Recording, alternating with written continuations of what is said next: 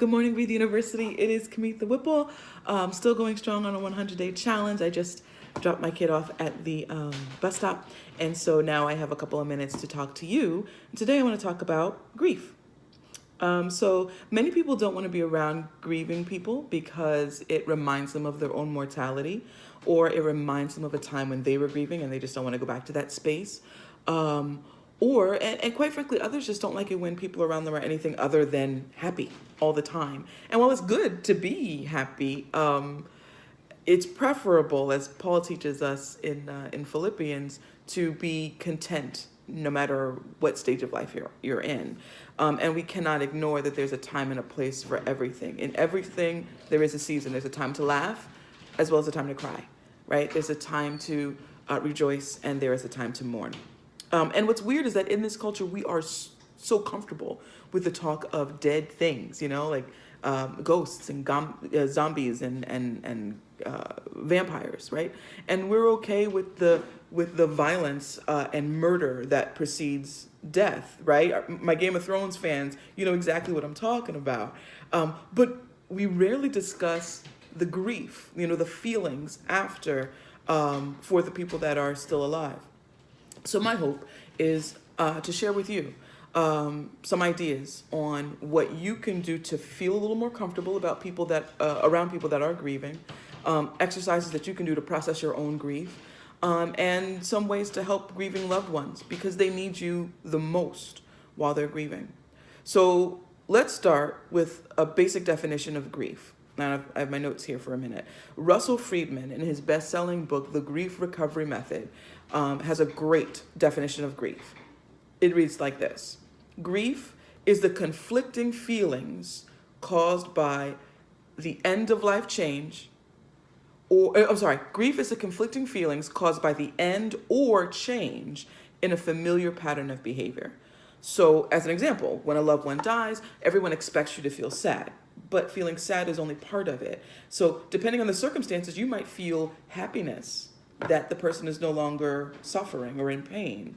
Or you might feel relief that you don't have to take care of a sickly person. Or you might feel pride that the person finally decided to cross that threshold into the afterlife, let go and surrender to death. Or you might feel anger, anger that this person has left you in this new circumstance. And if you're an overthinker like me, you might even feel guilt. Right? You might feel that, guilty over any type of positive emotion at all. I should feel sad. I should feel sad. I feel guilty that I don't feel sad. So grief is about conflicting emotions. And grief is not limited to someone dying. Again, it's a conflicting feelings caused by a change or a end of a familiar pattern of behavior. And it doesn't even always have to be something that's like seemingly negative. I'll give you a couple of examples. So some grieving events in your life might include the death of a person close to you, right? Or a pet, or a major change in a relationship, like a divorce. Or it could also be a major change in a relationship like a marriage. Getting married could cause feelings of grief.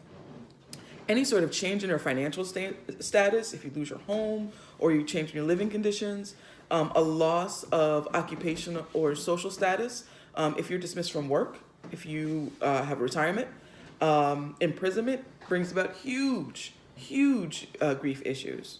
Any change in health, if you have personal illness, if you lose the facility of a limb or a sense, like I did, family stress, personal changes, beginning or ending school, moving from one place to another and starting a whole new life in school is a big grief trigger for a lot of children. So I know you're saying, okay, that's life, right? I mean, that's stress. Isn't everything grief then? Well, no, it's more than being stressed. Remember, grief causes conflicting feelings. So if you're cool with having a baby, right, or getting married, then that's great. But if you're also mournful because you view it as you're losing something, you might be grieving. So grief means you have conflicting feelings about a major life event, and it changes your existing pattern of behavior. But I'd like to add to that definition. Grieving is when the event is final or it changes your identity in some way. So think about it. When a person dies, you become a widower or you become an orphan or you become an only child. See, there's a change in your identity. When you get married, you're no longer single. You're this new thing called married. When you or your partner have a baby, you're this new thing called parent. You're when you lose your job or you're retired, you're unemployed. You are retired, right? When you're stressed, when you go through these life events and you're stressed, you say, okay, this thing has happened and I have to deal with it somehow. But when you're grieving, it's this thing has happened and I'm different somehow. So you're grieving. You are grieving when you perceive that your life has changed and you have conflicting feelings about that. I hope that's clear. Now you can determine if you are in a grieving season, and if you can count on me to share some tips on how to get through it and be at peace with your process. But if you're not in a grieving season right now, great.